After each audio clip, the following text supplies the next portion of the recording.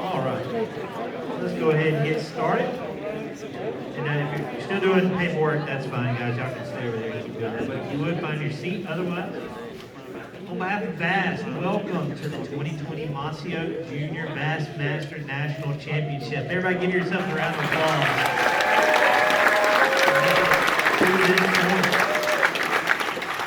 My name's Hank Weldon. I am the tournament director for this tournament. Super excited to finally, we've been running tournaments, but to be able to just finally get to this point. Typically it's in the summertime, and I know everybody in this room has had a different experience this year in 2020, but we're here, we're ready to crown some champions and have an awesome time out on the water. So again, thanks for making it, congratulations, and let's get going. So the way we're gonna do this tonight, we're gonna go through the briefing first. So it's gonna be some important things we're gonna talk about, and then we've got a few speakers coming up, a keynote.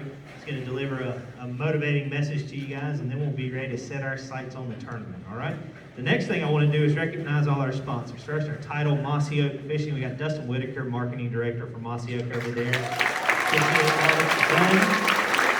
Handling this series for the second straight year, and awesome shirts you guys got tonight too. So we just certainly appreciate all that they do. Also on our premier level here for the Junior Series, Academy Sports and Outdoors, and then we have Toyota, our platinum vehicle sponsor, Skeeter Boats, Nitro Boats, Ranger Boats, new back with us after several years ago. Bass and Ranger were two brands that went together for years and years in bass fishing, and we're super happy to have them back on board as a sponsor now. Humminbird, Minn Kota, Talon, Mercury, Yamaha, and Power Pole on our supporting level. Carhartt. And I hope you guys understand that Carhartt coupon you guys got. That's 50% off anything Carhartt on the website up to $1,000 in purchase. So spend $1,000 is only going to cost you $500. Great Christmas presents, moms and dads out there. So take advantage of those. We thank Carhartt for being able to offer a discount like that. The TNT Fireworks and Bass Pro Shops. Each of you guys got a $10 gift card from Bass Pro Shops. A sizable commitment to them to give each angler a $10 gift card there, so we thank them for that. And then we want to thank our local sponsors. We could not do this junior championship or this high school championship without them, and it starts with our three main groups, and we always focus on Carrol County right here because they are the only site of our junior national championship. And Brad Hurley, the president of the Chamber of Commerce. Brad, wave your hat real quick right there. Thank you very much. Bethel University, Bethel helps pay for the bill. As you know, if you fished this event before, we usually have a massive welcome in their gym. Certainly would not be able to do that this year for COVID-19 reasons, but we're happy that Carroll County had this nice facility too, that we could safely social distance everybody to keep you safe in here as we could have our briefing. This is really the first indoor briefing we've had since back on the series once we got everything rescheduled and locked in. So again, just happy you guys have a facility like this. And then the final host is Henry County Tourism Authority, and we'll set our sights on that in a couple of days when we start our national championship. So that's all our national sponsors, all our local sponsors. So let's give them all a round of applause for all our hard work. All right, the last group I want to especially recognize are the parents, the #1 sponsors, but all the boat captains. If you're a boat captain, wave your hand, stand up for me real quick on the boat captains. If you want to, you don't have to stand up. I know you're tired.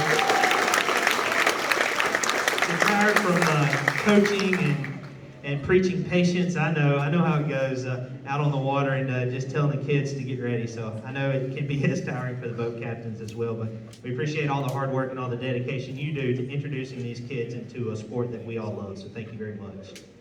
All right, let's get started on the briefing. The fun, boring part, I'm going to motivate you to pay attention there with the good speakers on the backside, so you have to listen to me for a few minutes as I go through some very important information. So pay close attention to this. We've got some new things that are a little bit different from normal years just due to COVID-19 regulations. So I'm going to go through those, try to hold on to your questions, pay attention to your questions. I'll open it up for questions in a little bit, and then at the end of the whole function, we will text you out your boat number. That's how you know you're good, checked in, ready to go. I did call out a few names. I think Danette and Alyssa are over there working through that, so I think we're good there. We'll get your boat number at the end of the function, okay? So let's talk about tournament specifics. National Championship, October 19th through the 20th. This is a 2-day tournament. Starts first thing in the morning. Carrol County 1,000 acre recreational lake right here in beautiful Huntington, Tennessee. And I'm excited to see what the lake's going to do. Cooler weather.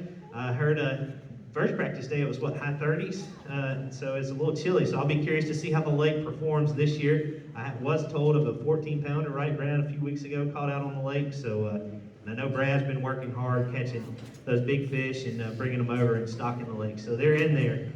Hopefully you guys can catch them and bring them in to weigh in. So the limit per boat per day, 5 fish. They got to measure 12 inches in length. Okay, 12-inch minimum length and 5 fish per boat. The way bass measures fish, closed mouth to the tip of the tail. We do not pinch the tail, we fan the tail. All right, coaches, understand that. We do not pinch the tail, we fan the tail. All right, we'll flip it over and try to get it to hit on the other side if it doesn't hit on that one. But I will tell you, if it does not hit 12 inches, it will not get passed through. We have a no tolerance on any of that, all right? We're going at 7 a.m. Because of COVID, we are spreading out the flights. So I think we're at 55 boats, and we're gonna have 4 different flights with 55 boats. First flight's going to be due in at 3 o'clock. You're going to get all this information on your text, okay? It'll tell you your boat number, your flight number, your due-in time. But I'm going to tell it to you now as well. So first flight's going to be checking in at 3 o'clock, second flight 3:10, third flight 3:20, and fourth flight 3:30. We'll flip it the next day. So if you're boat 1 tomorrow, you're going to be boat 55 the next day. Okay, and 55 will be boat 1 on day 2. Makes sense? We just flip the order. That's how it works. If you are boat 1 or 2 each day, we will check your insurance. Remember, it has to say $300,000 liability level coverage on your insurance form that you give us with a proper expiration date after the tournament. Got to be able to see that. We can't just see like what you usually have in your car where it says you have insurance. Got to be able to see the levels and that it has a proper expiration date. If we don't see that, we're going to hold you until we do. Okay, pretty simple. All right, tournament waters. Pretty simple. You can't lock, you can't do any of that. If it's on Carrol County Lake and it's not state or federally prohibited, there's a little swim area right there by the beach, and we will set an off limits right there at the boat ramp that basically just goes out along the boat ramp and then over to that boat dock. All right, that's the only parts that are off limits.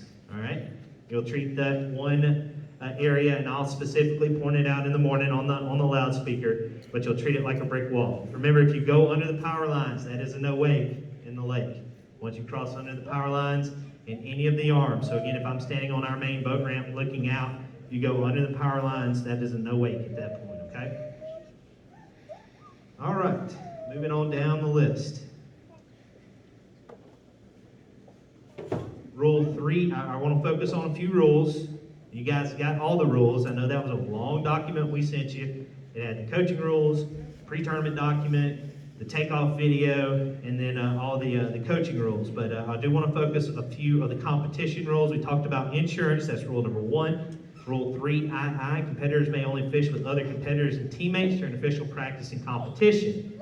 This includes boat captains. Boat captains are an official competitor. What does that mean? Starting Saturday morning. Remember, the lake was off limits until Saturday morning. Once Saturday morning started, the only people you could be out on the water with was the 2 anglers and the registered boat captain. That was it, okay? Now, we did have a couple of teams that boat captain couldn't make it down or the other teammate couldn't make it down, so that one angler got into a boat with another team. That was fine because that angler's in the tournament. So if you saw anybody out there with 3 anglers in the boat, they were fine because they are all in the tournament together. You can share information amongst yourselves, amongst the competitors. You just can't talk to anybody outside the tournament, which is the boat captain or the 2 anglers. You can't talk to anybody outside of that group for the purpose of catching or locating bass on Carrol County Lake. All right, Rule 16, the culling of a dead bass is prohibited, guys. If it dies on you while out on the water, you're going to have to bring it in to weigh it, okay? And then Rule 20, anglers must wear a bass patch on the front chest of their garment. Guys, don't forget to promote your sponsors. I think some of you actually do have a decent amount of sponsors, but so we require in bass tournaments, this is across the board, a bass shield right here or right here. It's very simple. We talked, there's a couple of teams that ordered jerseys and I don't think they came in. This is mainly for the sake of walking across the stage. If you do not have a jersey that's compliant to that, we're gonna just stick a bass hat on you to walk across the weigh-in stage, okay? So just know if you don't have a bass patch on your jersey, you're gonna have to wear a bass hat to weigh your fish, all right? My cell phone number, I want to give it out, so I'll give you guys a chance to get out your phone because you cannot be calling anybody else out on the water other than me first, okay? Now, while you're getting out your phones, I'll explain that a little bit more. Boat captains, if you break down and you want to call your mechanic or your buddy who knows how to fix it, I'm going to let you do that, but understand I'm protecting you as much as anything by you calling me first and letting me know that you're going to be on the phone. Because if another team sees you on the phone, they're going to be like, hey, what's that team doing? They're breaking the rules. They're going to call me, and I'm going to explain, no, they're having engine trouble or whatever it is, and they're on the phone with a mechanic. So just know it as a courtesy. Always call me first. If you need to try to get in touch with anybody out on the water. At the same time, though, boat captains, we know you do work full-time jobs. If you need to be on call for anything work-related, you don't have to get permission. You're all granted permission right now to be able to do that. But what I would like for you to do at the end of this briefing, once you get your boat number, to send me a text that says, Boat 71, I will need to be on call for work-related items, okay? So my number, area code 678-296-5826.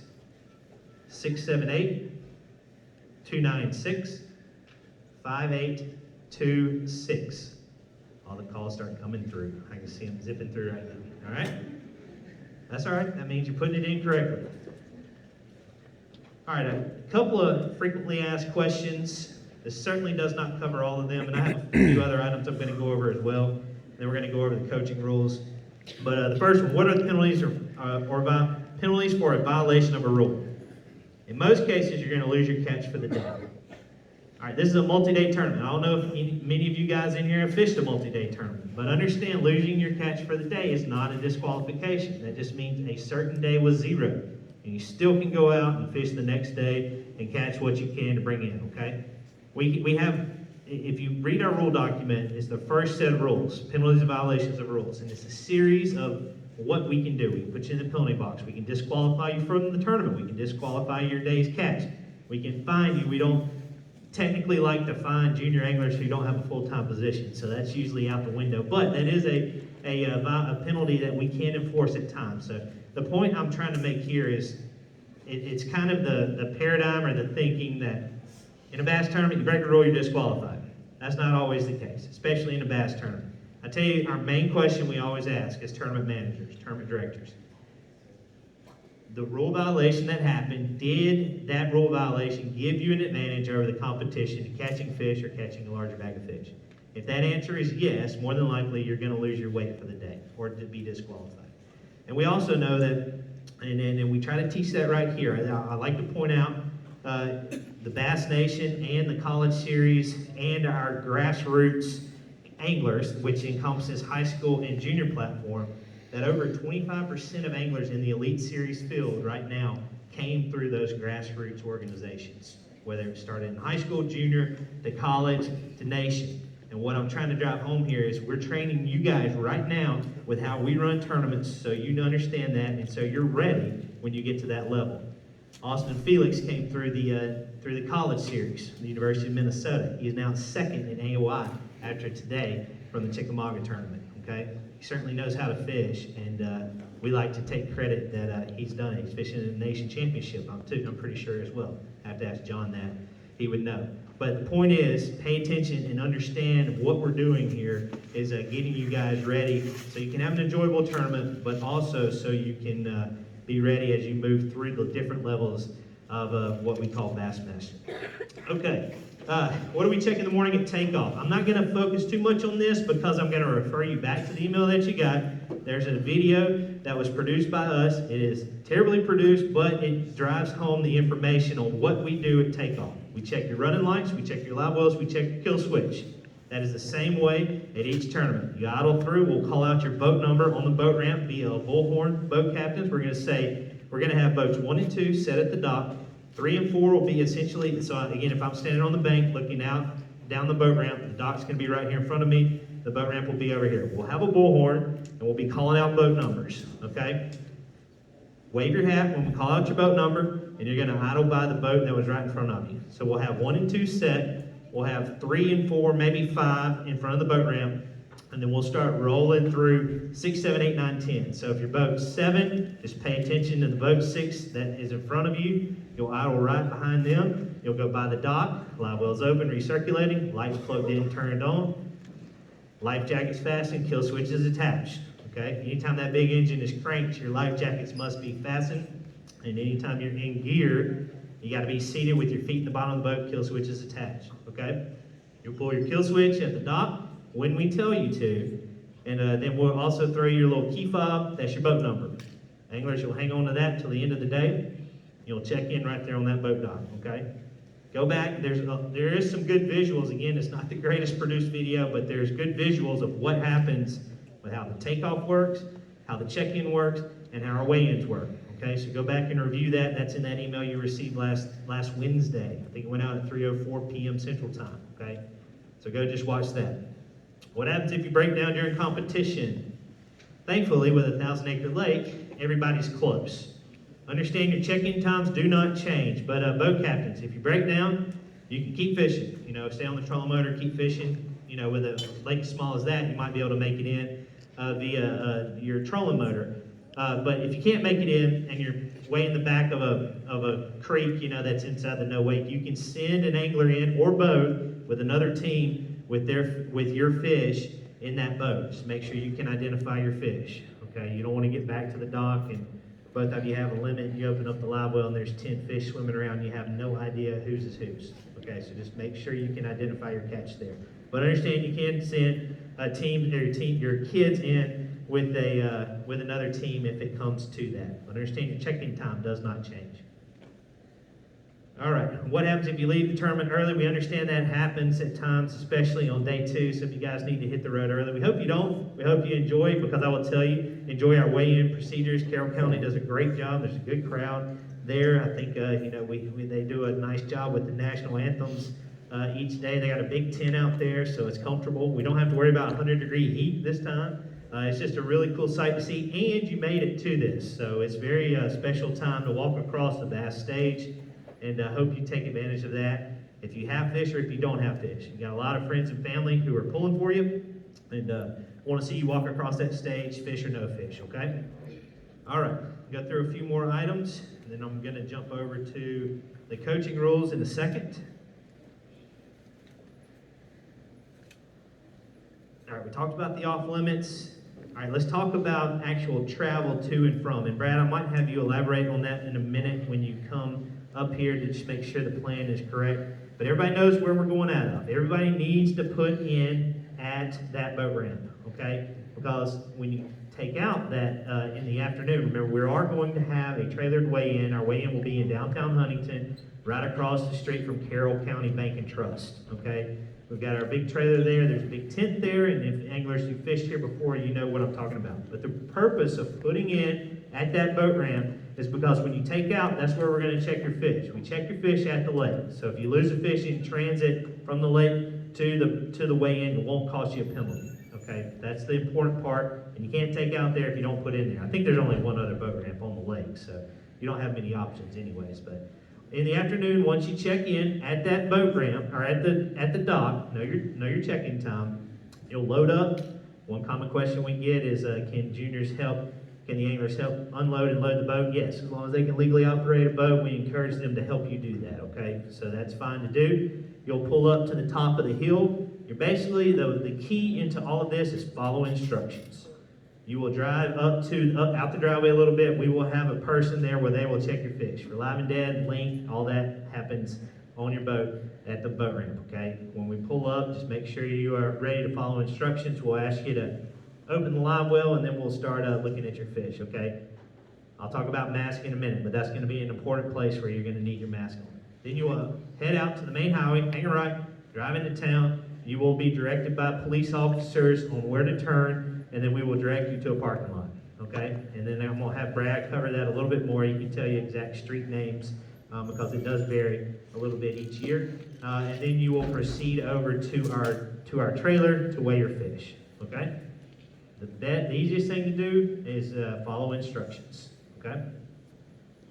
All right, I do want to stress life jackets. So we always get this question. It is a Tennessee state law, which is 1 year under the federal law, that any angler 12 or under, I'll read you the statute. In Tennessee, all passengers 12 years of age and under are required to wear a Coast Guard approved life jacket when on open deck of a recreational boat, except when anchored, moored, or aground.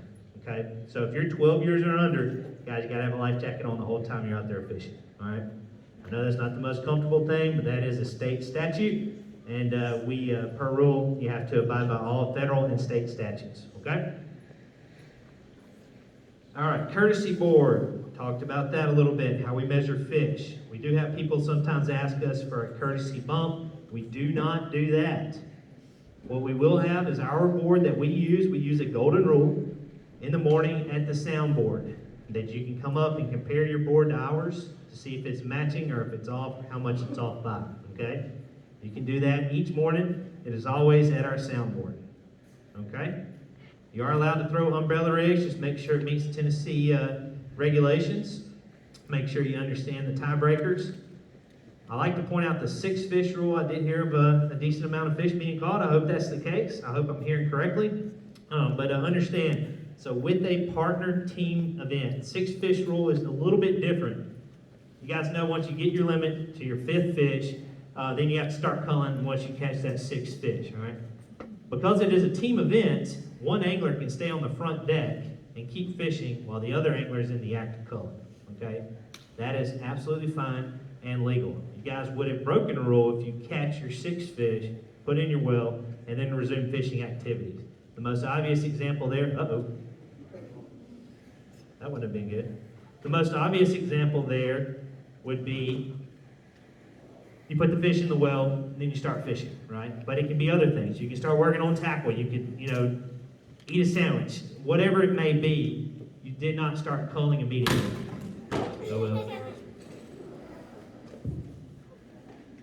We'll move that. Hopefully Emily got a good picture of it. So where were we? 6 fish rule. Okay, so you break a rule, you put the fish in the well, and then you resume fishing activities. You gotta call me, you'll cull back down to your fish, and you'll suffer a 2-pound penalty, okay? Which could be a big deal here. So the point there is to make sure you're paying attention to your fish catches, okay? The other question there is, okay, you're compliant within the rules, you catch your 6 fish, one angler's in the back in the act of culling, the other angler's on the front deck, that angler catches a fish. Now you're in possession of 7. Still within the rules, both of you stop fishing, both of you cull till you get back down to 5. All right, make sense? All right, good deal. We have upped the payout a little bit, I'm excited to say. We're going to pay out 5 places. Those are all scholarship amounts. You can see them over there. First place, $2,500 to the winning team. Second place, $1,000. Third place, $800. Fourth, $500. Fifth, $400. And the big bass of the tournament, $200 scholarship. Now that's cut in half. So what you see right there, you cut that in half, and that's what each angler gets. Hopefully you have that good fortune this week, and we can be awarding some scholarships to you guys later on. Boat captains, just a few other rules that we've seen, and just want to make sure everybody understands 250 horsepower maximum in this tournament. Cannot be over that and cannot exceed the Coast Guard plate rating on your boat if it's under 250. Only 3 people in the boat, no observers. Understand that. Only 3 people in the boat. Should be 2 anglers and a boat captain. Now let's talk about COVID procedures. So important stuff here. Pretty simple, guys. Anytime a social distance cannot be maintained, 6 feet or more, we're going to ask you that you have a mask on. Okay, so just make sure you have a face covering there available. Friends and family at the weigh-in site, that is going to get a little tight. We're going to ask you that you also have a face covering. Obviously, if you have a medical condition that would prohibit you from that, we understand, and that would not apply at that point, but we do ask that you have a face covering ready, and if you cannot maintain social distance of 6 feet, we ask that you go ahead and please use that face covering. Anglers will be required on stage to wear a face covering. We will be allowed, so the tournaments in the past, the junior and high school and college tournaments, we've only been having one angler come across the stage, but because this is the championship, we're going to have both anglers come across the stage each day. So again, but we will require you to wear a face covering on stage and in the tub line, okay? And we have spaced out the flights to where it's going to be a lot more room back there, but inside those areas, we will have you wear those face coverings. Each morning, the anglers, you're going to be texted a self-screening text, and it's basically going to ask you, are you feeling well? Are you exhibiting any signs of sickness? And and so forth. And just read through that thoroughly. If you are exhibiting signs of that, you need to contact me. If you are not exhibiting signs of any of those questions that are asked, you don't have to do anything. Okay, it's a self-evaluation. That's the focus there. If the answer to any of those are yes, it'll tell you to contact me immediately. All right, we're going through it now. Let's go through the junior coaching rules. Fun stuff.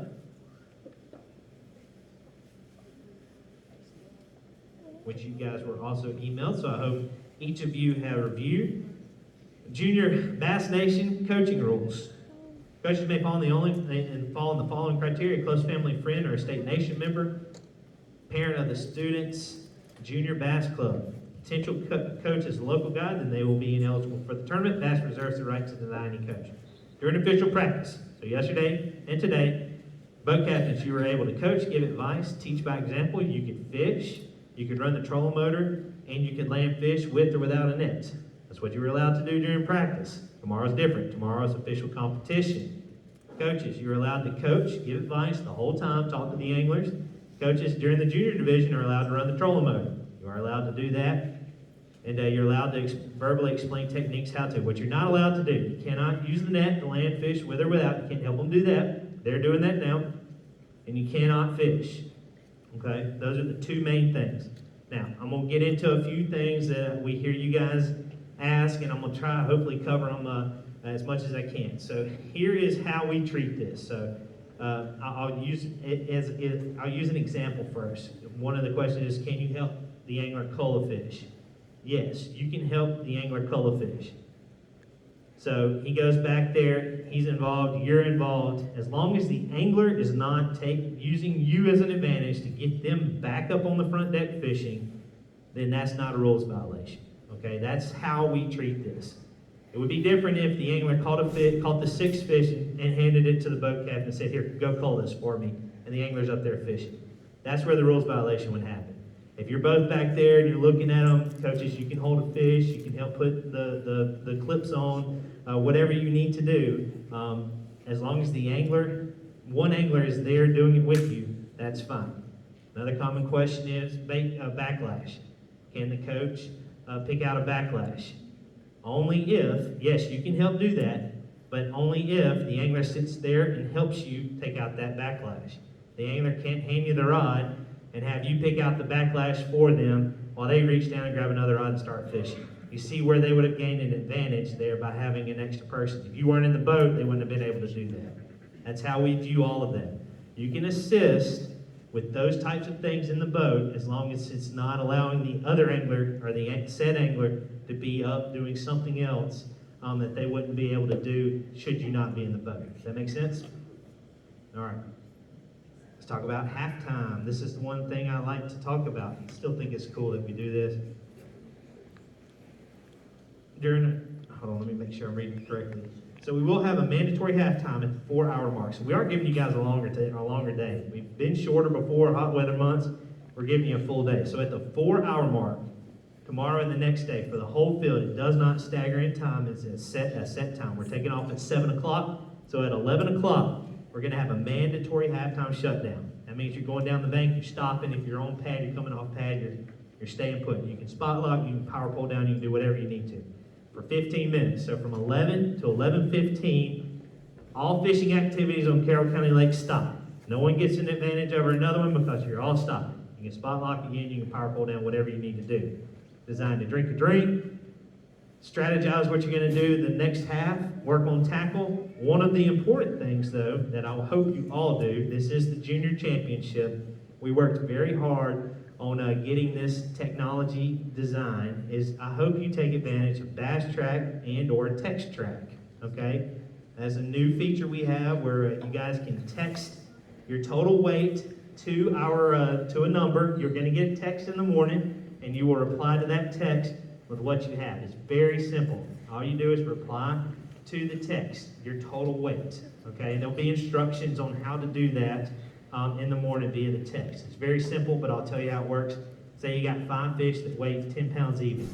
You would simply reply back. You don't have to put anything other than numbers. You would text 5 space 10-0, and that's your weight. That's all you do.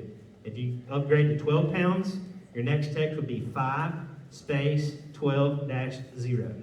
And it will overwrite any previous text that you had before. You don't have to text in each fish that you catch. It is a total weight feature. Okay? I hope you take advantage of that. I hope you also take advantage of our blog, updatedbassmaster.com, because there are some cool things that are happening out there, and we'll have a lot of eyes on this championship. We will have especially a lot of eyes tomorrow on bassmaster.com because it's the final day of the Chickamauga Elite Tournament. The Elite Tournament traffic days are very high on bassmaster.com, and they're going to navigate a lot of those people over there to see what's going on with you guys too. So take advantage of that and know it's going to be a very high traffic day. Okay? Last thing I want to cover are fin clips. I don't think anybody is going to be fishing out real deep, but if you are and you're using fin clips, know that it is a quarter-pound penalty per clip that you submit to our person checking fish. So back at the lake, if he opens up the live well and he sees fin clips, they need to be off the fish. All right? Everybody clear there? To check. Okay? All right, questions. John, what I missed?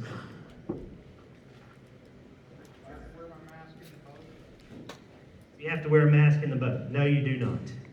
I should have clarified. 6 feet of socially distant outside of your local group. You guys are traveling together. You're staying in hotels together. You're sitting in the same row. We do not require it when you're in your boat. But if you're outside of your core group, behind stage, on stage, inside the crowd, cannot maintain social distance, throw that face covering on.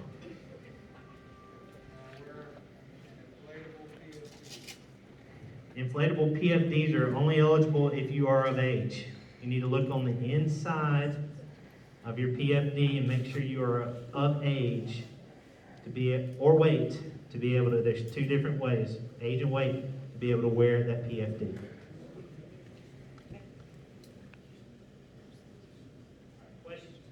Questions to the group? What about help and retie? Help and retie is the same thing. You are allowed to do that as long as you're not tying a knot while the angler's fishing, angler's fishing while you're doing that. Same example. All right, other questions? Does the angler have to do the text track? Okay, so here's the key. Text track is just 1 phone per boat. We don't need everybody texting. It can be from either angler's phone. I don't think the boat captain applies. So whatever phone you get the text from are the eligible phone numbers. Okay, so boat captains, if you don't get the text to your phone, then that one's not linked to that team. If that makes sense. So just, yeah, boat captains, we hope you do it. But I mean, it's really designed for boat captains to do it. I want real time. I want it every time we're clicking, it's updated, right? That's the ideal thing. But again, use it on the phone that you are texted to from Bass. That's the phone that is linked to the group. Okay? Other questions? Yeah, that's fine. Question was, are others able to get on the lake? Yeah, we request that you keep your distance from any competition team while out on the water, but it is a public body of water, and we encourage that. We encourage you, if you do that, take pictures and send them into the blog of what's going on. So boat captains and other team members know there could be other people out on the lake following other people around, but understand you're the competitors, and if someone's sitting where you don't want them to, kindly ask them to scoot over because, again, you are the competitors, okay? And if you are going out and spectating, please respect that and respect the water for the competition out there. Other questions? All right, I'm going to welcome up the director of the Bass Nation. Again, we haven't done this in a long time. We had a meeting at Smith Lake College, and I don't even know if John was at that one, but it's been a while since we've had speakers address a group. But let's welcome him up. He is my boss. He is the director of the Bass Nation. Push it.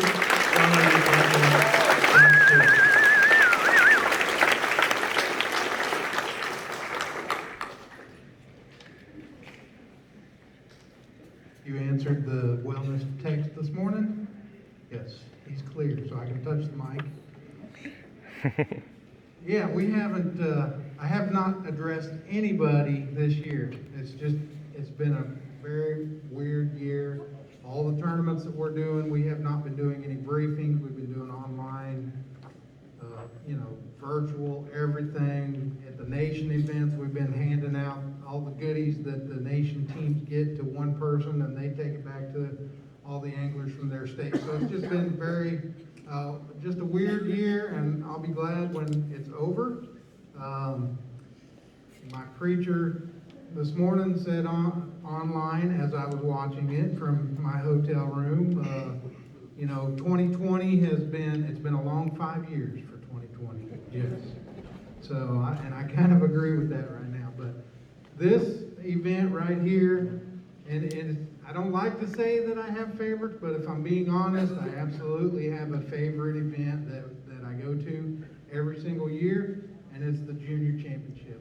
Next in line would be the high school championship, and it's just mainly because all the anglers here, there's just excitement. It doesn't matter whether they're catching fish or they're not. They're just having fun, and they're here, and they should be proud that they're here, and they are. And it's not, as you get older, and sometimes you get a little jaded, and it's not as, it's just maybe the funness leaves you. I guess it just becomes another tournament. I hope that never happens to any of you youngsters in this room. I hope that it doesn't. When you come to this event, the main thing I want you to do is have a good time, have fun, and we want to do everything we can to help you have fun. And if you're not having fun at this event, please let me know, and we'll figure out what we need to change to make it a lot more fun. But I think I've seen some people, some kids that have been here 3 or 4 times, and some, where's my Kansas kids? Where are they at? Up here. Those two, the first time I saw them, you were this big. I'm not kidding. They were this big, and now one of them is like this big, pretty close to my size, and that was just a couple years ago, at least it seems like. When was that? First time you were here?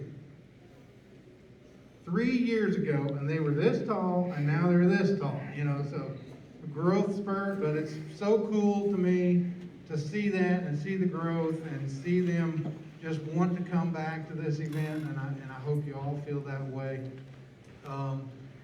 The championship events, the junior championship, the high school championship, the Bass Nation championship. I just came yesterday. We were in Toledo. We were in Manny, Louisiana, Toledo Bend. We left there yesterday morning and came straight here. And we had our Central Region Championship.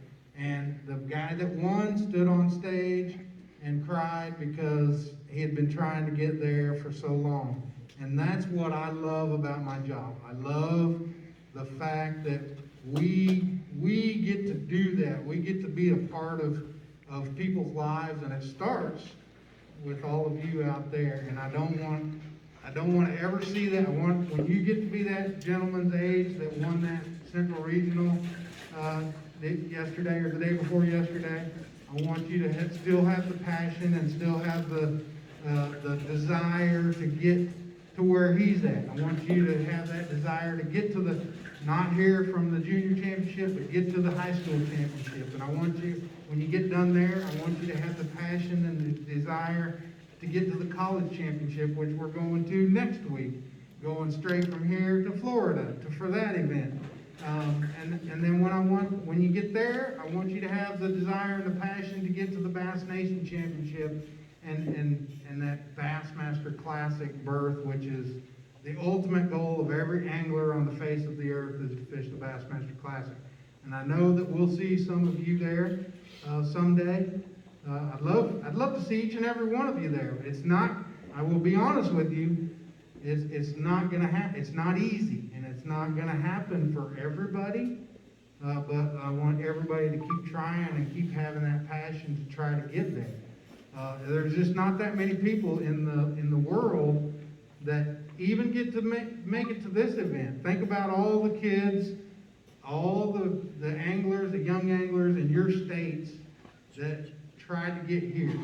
It's not easy to get here, and you all did.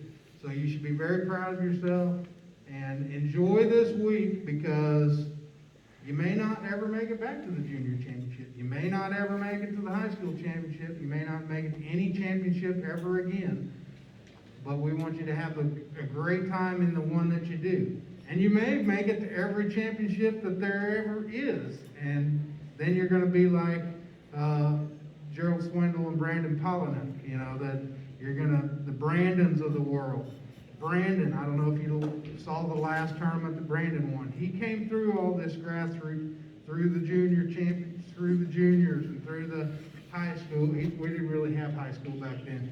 But he came through the nation, and he made it through all of that. And now look what he's done. And he still has that passion and that want to and that will. And that's what I love about our job, is the opportunity to bring that to you. So again, number one, please have fun. And if we're picking on you on stage, we're just trying to get you to smile. You may have a rough day. You may not catch a fish. You may not catch a fish as big as you'd like. You may lose a fish, or you may bring in the biggest bag we've ever seen. What is the biggest bag? It's like 27. Young Mr. Minyard brought in a 6 fish, 27 pounds something off this lake. 6 fish. And that was not that many years ago. So it can happen. We've seen an 11-pounder weighed in on this stage out of this lake, on our stage. So have a great time. Do your best. Mind your manners. Listen to your boat captains. They want the best for you. All of these boat captains want the best for you, and they're trying to teach you the right way to do things, and that's the same thing Hank is doing. And one more thing before I get off the stage. There is nobody in Bass that puts as much of his heart and his soul into the high school and the junior and the college programs as Mr. Hank Weldon. So if you would all please give him a round of applause.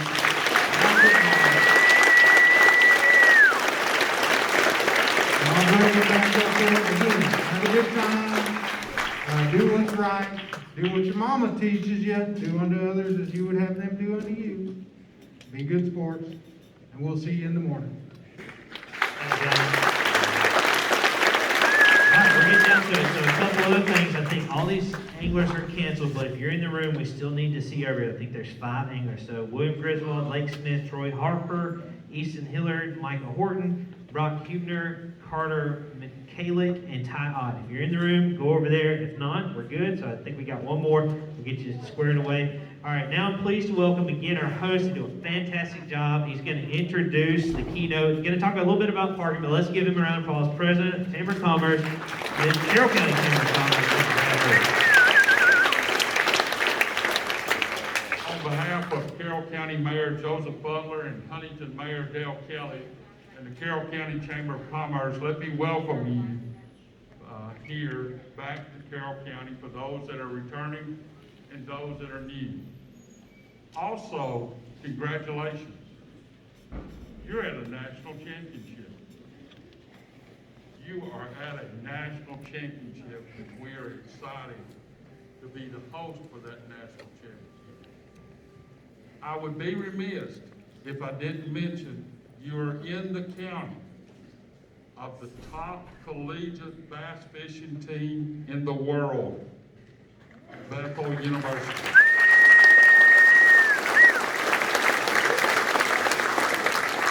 If you need anything while you're here, you see someone in a green shirt, ask them. If they're giving out lemonade, ask them. If they're giving you a hot dog, ask them, and they'll try to help you in any way we can. You all got a free copy of this today. Please note the weigh-in is at 3:30, not 1:30. Even though if you want to come early, you can at 1:30, but it is at 3:30 tomorrow. I want to make you aware of that. On a serious note, adults, if you have a medical emergency, we had this last year, call 911. Tell them where you're parked. It took us 12 minutes to find the person. if we had known where the person was, we would have been able to get to them in less than 2. Now, the great news is they were fine. But we have EMTs that are on site, paramedic on site. If you have a medical emergency, call 911 and let them know where you're parked. The way inside, when you leave the lake, you're going to come to Highway 70. You're going to turn right on Highway 70. And you're going to keep going east till you get to the courthouse. If you get to our courthouse, you've gone too far. Before you get to the courthouse, probably 100 yards from the courthouse on the left is the way inside. It is known as West Main Street. So, and you'll have police and others directing you where you need to park. Hank asked us to find a speaker. I don't know if many of you are in Rotary clubs. I am. I've heard more speakers that have put me to sleep at Rotary than anything I've ever done. Someone that I knew, I actually knew her story, came and shared her story with Rotary. It moved me. It was powerful. It's inspiring. It's sad. But look at the outcome today. You know, I get frustrated when I go to McDonald's and they don't give me the number of fries that I think I ordered. I think I'm having a bad day. But sometimes you just have to look around in life to see that there's opportunities. There's opportunities for you to take adversity and make it a positive. There's opportunities to hear people say things to you, and then you just prove them wrong because you're dedicated and committed.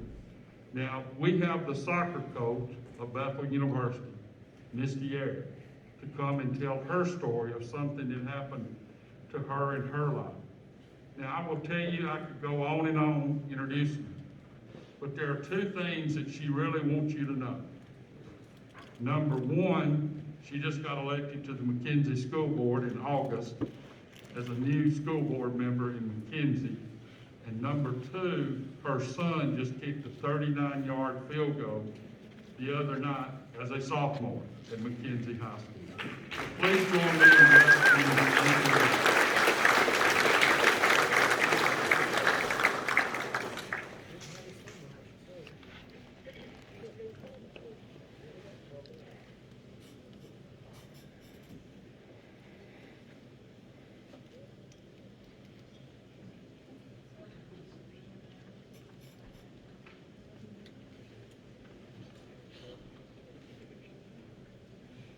If you don't mind, I'm going to take this off. I think we're all social distanced enough.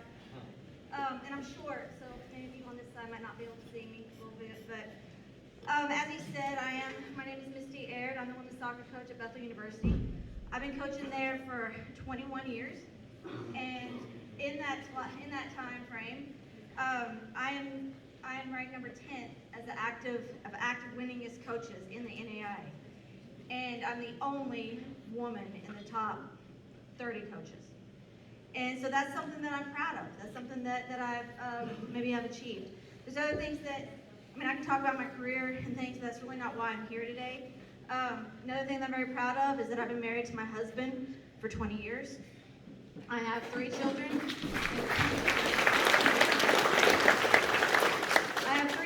I have a 17-year-old who's getting ready to go to college, and I have a 16-year-old that he was talking about, and then I have a younger daughter who is 12 at this time. And what I want to talk about is, I was really struggling on what I was going to present today, because my story is very layered, and I can talk about a lot of different things. I can talk about my kids, I can talk about my husband, but what I really wanted to narrow it down to was really just three categories that I really wanted you guys to hear, and that I wanted you guys to know. And those 3 things are to recognize that distracted driving is a real thing. Number 2 is that trying to overcome life challenges. And number 3 is the power and presence of God. I'm not sure if I'm supposed to talk about that, but I can't talk about my story without talking about that and including that in it. If you know us, you know my family, and if you're from this area, we are very athletic people. We're very competitive. We like to win. All my kids play sports, and so that's really part of who we are. And at this time, we're like every other American family. We were thriving. Things were going well. Everything was good until it wasn't. And the last 2 years, I guess, things have been really tough.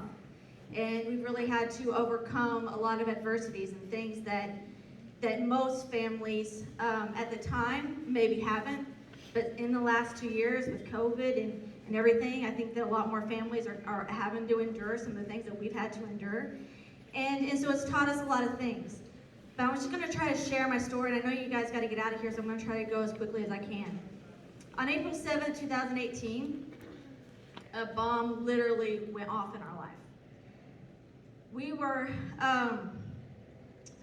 driving. My in-laws. They come down. They're from Wisconsin, and I'm from Oklahoma, and we were transplants here in Tennessee, and they came down, and they were just going to spend the weekend. Just 24 hours were all they were going to be in Tennessee. They came down to see us, and that morning, my daughter had a basketball game. My son, he played soccer also. He had a soccer game, and my daughter had soccer or cheerleading practice in another town. So we were all trying to figure out who's going to go where. Well, I hadn't seen Gracie play basketball yet, so I'm like, I'll take Gracie. Very last minute, we all decided this. I'll take Gracie, I'll take grandparents, and we'll go to Trenton. You go here, and we all meet back at Zach's soccer game later that day. And I'm sure that many of you have that kind of similar, things going on in your house. Everybody's going different directions and trying to figure out who's going to do what. I don't like to drive a truck. My husband has a big truck, and he don't like me to drive it either because I don't do well in it. So I decided to drive his car.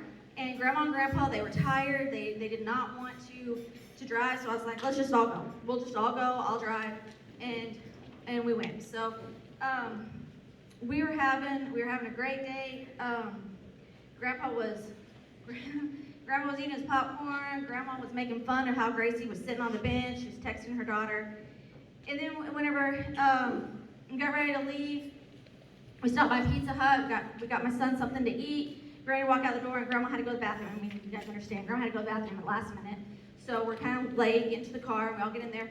My daughter, who was 10 at the time, she says to me, "Mom, can I sit up front?" Now, you mamas in the room will understand that's a no-no. Like, this is not something we allow our kids to do. But reluctantly, I knew Grandpa was tired. He said, "I'll crawl in the back seat. Gracie can sit up front, and we'll go on about our day." So we head out of the parking lot, and that is the last thing I remember. I don't remember anything else that happened that day. Everything else I'm getting ready to tell you are all just stories that other people have told me. So what had happened, I guess, is when we're traveling out, there's 2 cars. We're on a 2-lane highway, 2 cars in front of me, and the 2 cars in front of me swerved out of the way, leaving our car to hit the car coming at us head on. There was no time for me to do anything else. My daughter has told her recollection of the day that I did like this to her to stop her from going forward, and we hit the car. The cars went straight up and down. My father-in-law, who was sitting in the seat behind me, hit me and pushed me into the corner. And my daughter, who was sitting in the front seat, she suffered some bruises, but no broken glass, no indentation, nothing happened on her side of the car.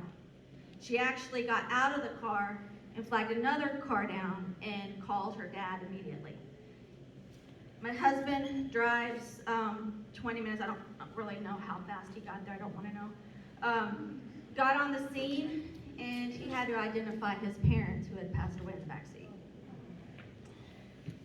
I was pinned in the corner. Like I said, they had to cut me out. And what was supposed to happen, like I said, that day was the guy that hit us, he got helicopter right away.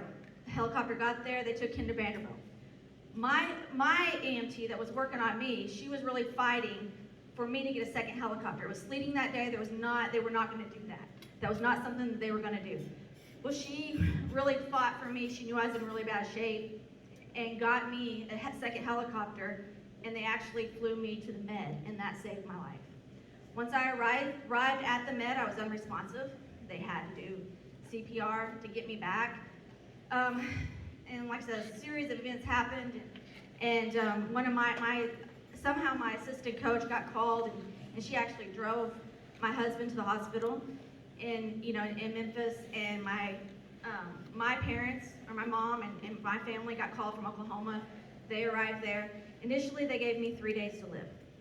I was not supposed to make it, and that's kind of how it was left. They just did not think I was going to make it.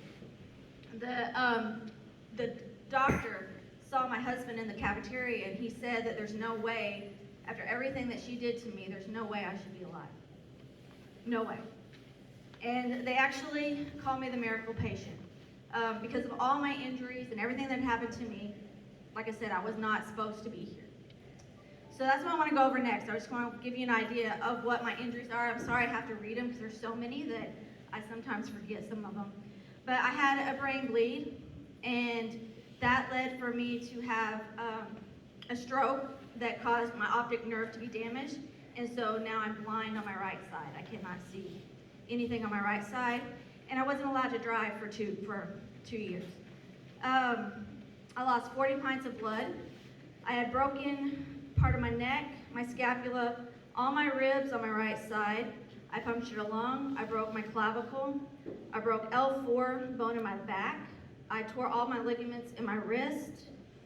Let's see. I had internal injuries. I'm actually have a cut from here all the way down here where they took out part of my intestines, and I had to wear an ileostomy bag for 6 months.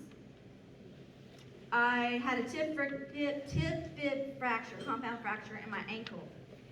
And I had, let's see, all the trauma that I had going on. I lost all my hair. So again, you women can understand, like they had a bald head, had to shave my head. I was in an ICU for 6 weeks, stepped down for another 3 weeks after that, and then I was in a rehab center for an additional 3 weeks. Once I woke up, I had tubes, I had a trach, so I couldn't talk. I didn't know where I was or what had happened. And I didn't remember what had happened, so I didn't know my in-laws had passed. And my husband had to go through that all over again, and tell me.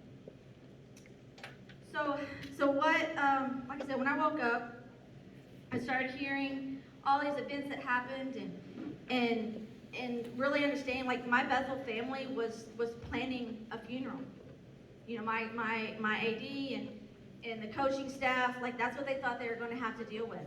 And then having to hear all the things that my community had done for my family and the things that they did for brought food to the hospital and even when I was at the rehab center, man, all the ladies at the front desk, she's like, I have never seen anybody have more visitors than you have had. Like, it's crazy. It's a revolving door.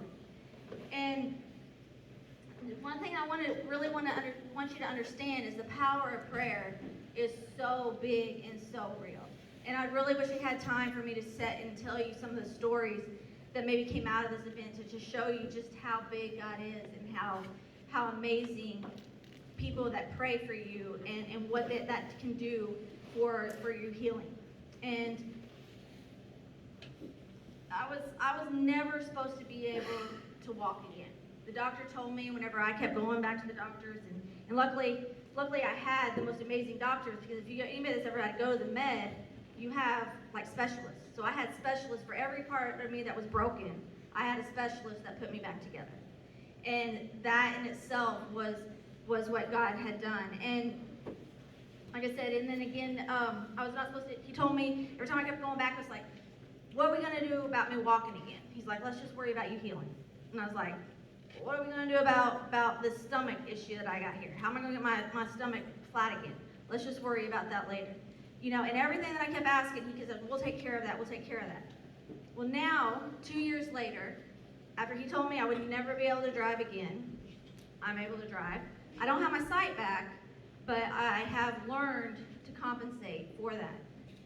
He told me I'd never be able to walk again. I do CrossFit every day. I can run. He told me I'd never be able to run again. I run, not well, but I run. He told me I'd never coach again. The accident happened in April. I was on the field in August, in my wheelchair, but I was there. So many times in this lifetime, and I'm talking really to you young people, you're going to be faced with hard things. Things are going to come at you that are not going to be easy. They're going to be very difficult.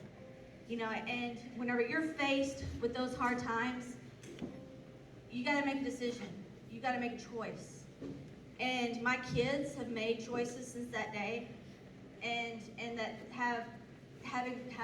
they've overcome. They've overcome. And I feel like that's something that the heirs, I can definitely say that when people ask, well, this horrible thing happened to you. And yeah, this horrible thing did happen to you. And one thing that we did is we got up. We got up, we got going, and we kept moving. We kept moving forward every single day. Since that day, whenever, again, this boy that hit us, 21 years old, he also lost his life. But he was somebody's son. He was somebody's dad. And the choices that he made that day took all the choices out of my hands. But ever since that day, now I've got to take my choices back. I get to choose, how do I want to live today? What do I want to do? What do I want to do with my life today? And what you choose to do with your circumstances is also going to depend on what you're going to do in your future. We all have those. And I know that a lot of you probably sit in this room and going through something hard yourself. Young people, parents, we're all faced with challenges. But what are you going to do when those challenges, when you're faced with them?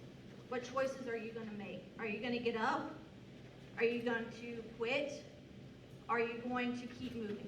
And those are all things I'd really like to encourage you to do, is just to continue to keep moving. One thing that I just want to leave with is some things that I have learned over the last 2 years is, number one, my words matter.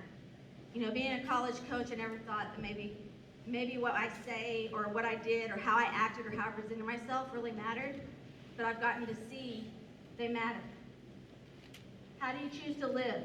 Choose to live for today, because tomorrow's not promised. I know you guys hear that all the time. People say that all the time, but you really have to live for today. Choose to pray often and very intentional. Make sure when you're praying that you're praying intentionally.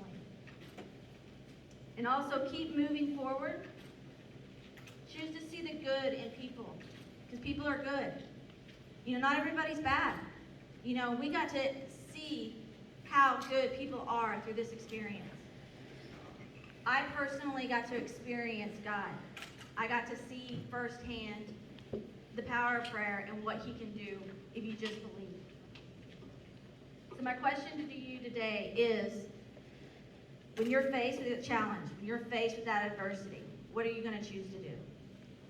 Are you going to get up? Are you going to keep going? So thank you so much for listening to my story. I appreciate it. And I want to wish everybody good luck tomorrow.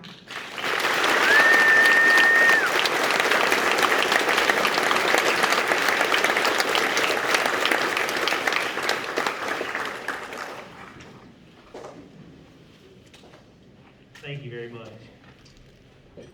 All right, we are getting ready. So you guys are about to get a series of 2 texts. All right, this is going to wrap us up. Do not leave. I cannot stress, do not leave before you get your boat number. We don't want you getting down the road and you don't get your boat number. The first text is going to be the text track text with instructions. The second text is going to be your boat number text. While Danette's getting ready to send those, I know we do have a few youth directors. I know we got Florida, Virginia, Kansas, Tennessee, Ohio. Raise your hand. Youth directors, let's hear it for them, all their hard work they do in their states. We will set our eyes on day number 1 of the Mossy Oak Fishing BassMaster Junior National Championship. Again, congratulations, guys. Make sure you get those texts before you leave. If you need to come see me, come see me. One more round of applause for Carrol County, all the hard work they do. need to come see me, but as soon as those texts are out, you're free to leave, and we will see you in the morning.